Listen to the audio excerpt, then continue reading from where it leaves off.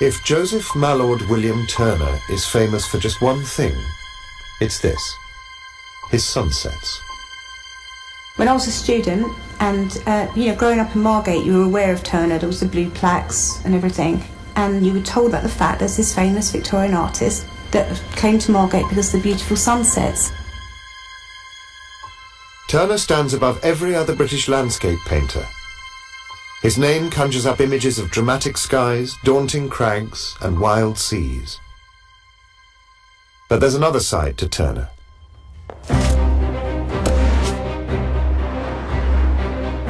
Machines, technology, industry, the opposite of nature.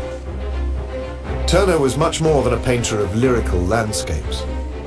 He embraced the wonders of science and progress.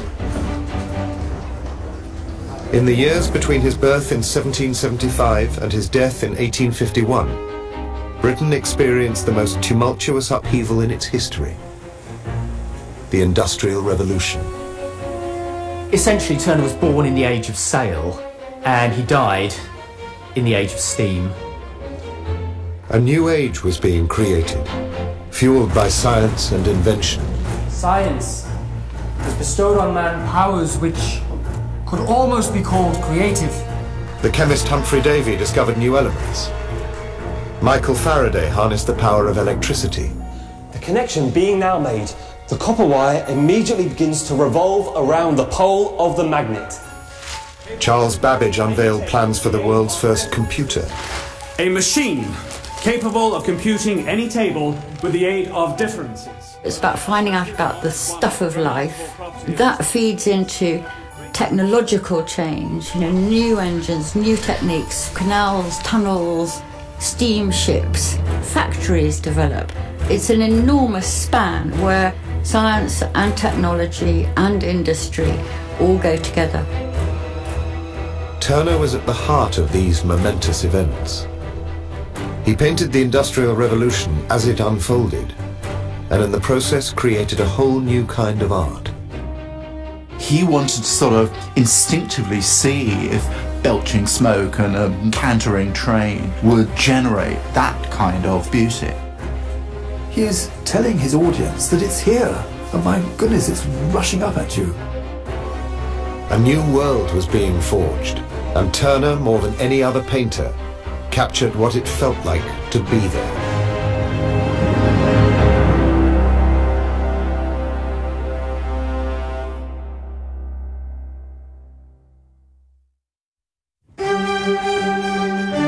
London, 1807. Gas lamps light up Pall Mall for the first time. Britain is in the middle of a scientific revolution. The phenomena of combustion, the solution of different substances in water, the agencies of fire. At the Royal Institution, Humphrey Davy is the star of the show. The production of rain, hail, and snow.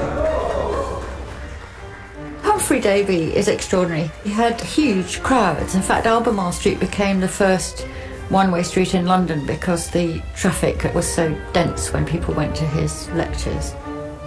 For the first time you see potassium kind of wonderfully flaring through the crust, or sodium bursting into flames on water, barium, calcium, strontium, all new elements. So the people that come along don't just come for the show, they come to go away thinking that they are at the forefront of knowledge. This is the world in which Turner finds himself as a young painter at the beginning of the 19th century. He's fascinated by the visual manifestation of scientific discovery. These ideas were bubbling up around him. People met, they talked, with the same aim in view, which was understanding and discovering what goes on around us. These ideas began to fire him up.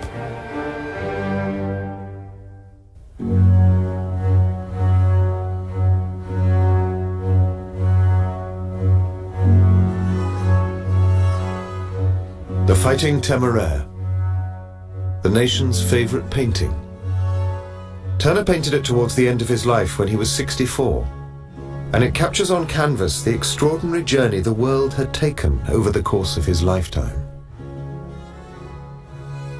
So the painting is of the Temeraire being towed from Sheerness to Rotherhithe. It's on its last ever voyage. It's this great leviathan of the age of sail being towed up the Thames into the heart of London by a steam tug. The moon is rising on one side of the ship, and on the far side of the steamer we have the sun in a big explosion of fiery red.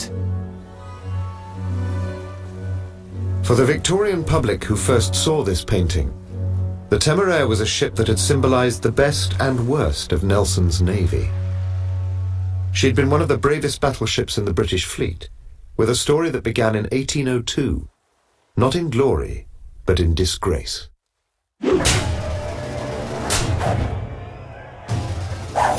A lot of the English sailors aboard her, they'd been fighting basically for 9 years, and they just wanted to go home, and they weren't allowed to. They thought it was their right, when in fact it wasn't. The mutineers were flogged, and the leaders of the mutiny, they were all hanged. From infamous beginnings, the Temeraire went on to become a national treasure because of this: Trafalgar. The British attacked in 2 columns. The Temeraire sailed just behind Nelson. Nelson, his ship, the Victory, was immediately attacked. It was at this moment that Nelson was shot. Captain of the Temeraire, he saw the Victory in trouble and piled straight in. So it was unmistakably heroic what they did, putting themselves right in the heat of the action.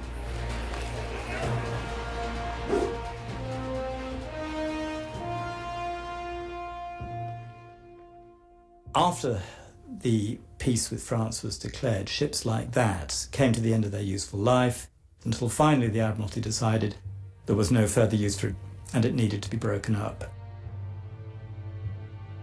So what you're looking at is a tugboat owned by the shipbreaker Beatston pulling the Temeraire upriver towards its final destination at Rotherhithe. What Turner's got there is this sort of sense of a ghost, of a veteran ghost, of something grand and epic in British life. So it's coming to its last moment, but it's being pulled there by this tough little iron tugboat.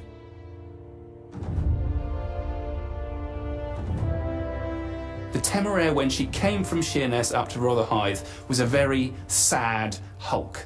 She had no masts at all. She was literally falling apart. But what Turner does is he paints her almost like she appeared in her glory days. He's deliberately doing that to make such a visible, important contrast between this steam tug that's pulling her along and the great sailing warships as they would have appeared in their pomp.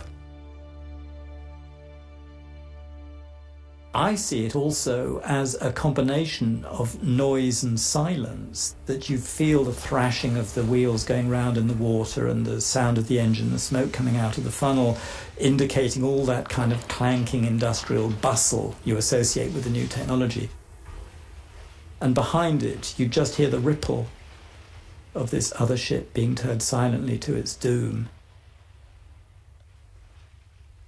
Many people, when it was exhibited, saw it as a sort of elegy for the passing of the age of sail and its replacement by the new technology of steam. This is the time when the top guns of Victorian polemic are saying that we are damned if we become prisoners of the machine age. Our Christianity is at peril, our national character is at peril, we can no longer be moral to each other. Turner didn't feel like that at all, and the Victorian public didn't want to feel like that at all. I don't think it is sad.